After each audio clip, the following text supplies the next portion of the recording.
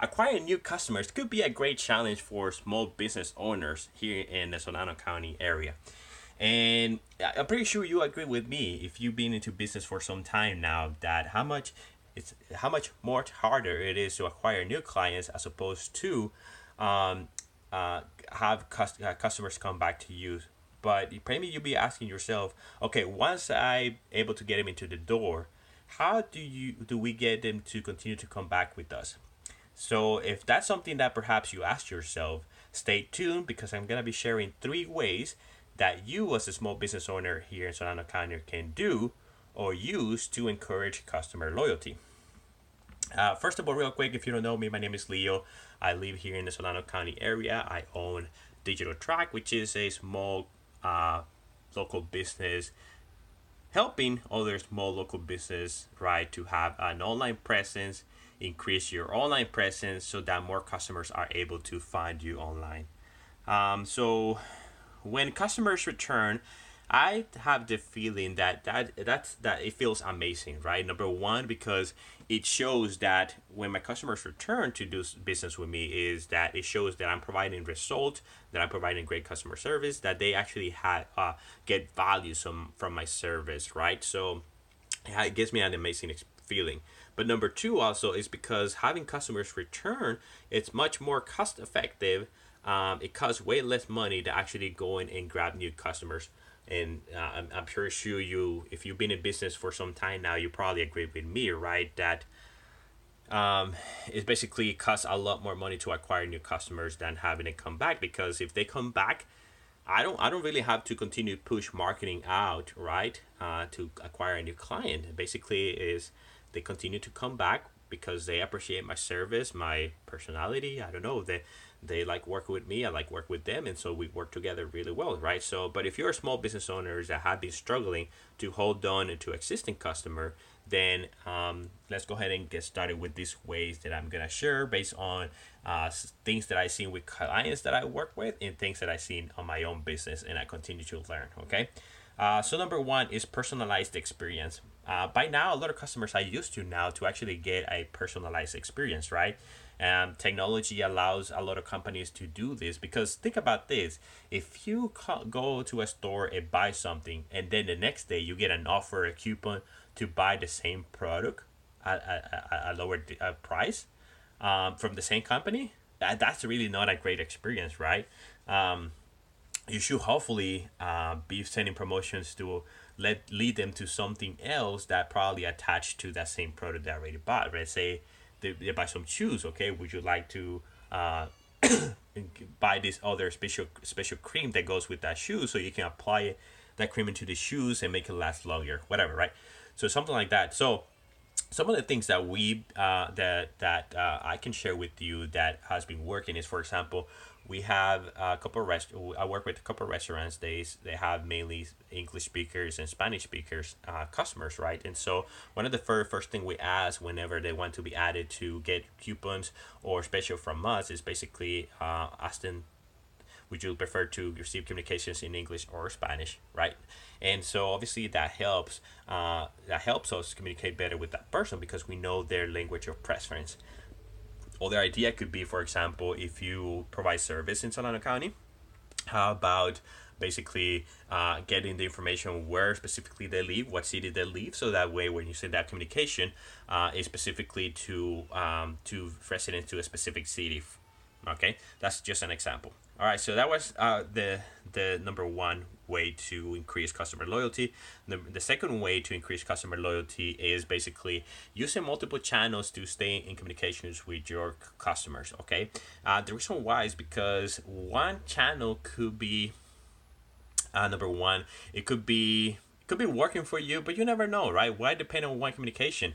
Your customers are using so many channels now to get the information. They could get the information via reading blogs or watching TV or listen to the radio podcast, reading print media, receiving emails, being on social media, right? So why are you gonna risk to just get one channel of communications with your clients when you have so much many more possibilities nowadays, right?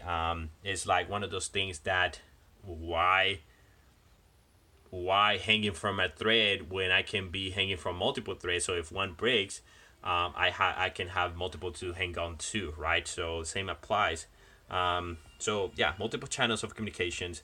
The third way is basically asking for feedback, right? There's nothing more important than getting information from your customers.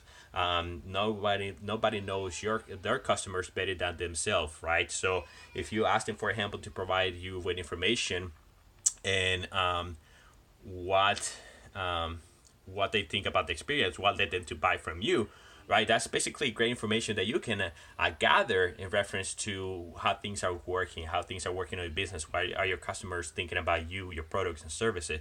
What things you can improve, right? So feedback is great. It's just basically great marketing research. Now, another thing that is important to ask for feedback is simply because that way, when you ask for feedback, you can tell them stuff like, please visit us on Google or Yelp or Facebook and leave a review or feedback, right? Let us know how we did. And so, what that helps you as a business owner is basically continues to build up your reputation online. Because let's face it, when people feels doing the need to do something, to get something, to get a service, and there's other competitors around the area, right? They just not see the results and call you. A lot of times they may do a little more research, right? So it all depends how your business is set up online, right? If you probably do a test, do perhaps dentist in Fairfield, for example, and you do a test, you're probably gonna look at first at the ones that have the most reviews, the most stars, or some profile that seems like the most completed profile. So you can do that test yourself, right? That's something, the similar things that you want to do with your business, to ask for feedback, have them to provide a review.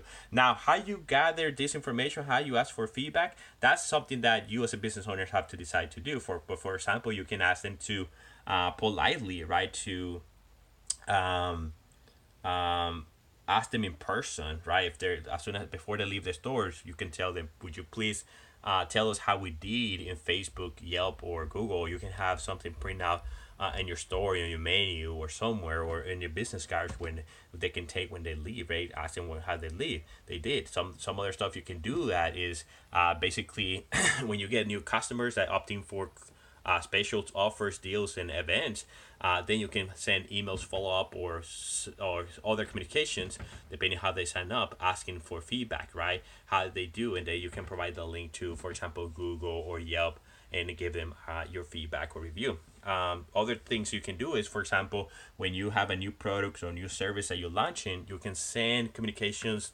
You can use tools like SurveyMonkey or email and ask for people essentially, would you buy this, right? Once you show them the product or service, new product or service that you're trying to launch, and that will give you the best market research and tell you, yeah, that's trash, or that I will never buy that, right? They will let you know, so that way you can know if you should invest further into that product or service. But there are multiple ways how you stay in contact, right, for with your clients. Now I know that was three, but I'm gonna give you a bonus one, right? Make your customer service the best. I cannot stress that enough, right? Because it doesn't matter how much you do in marketing, how much you invest into marketing. If your customer service is not great, customers are simply not going to come back. And guess what?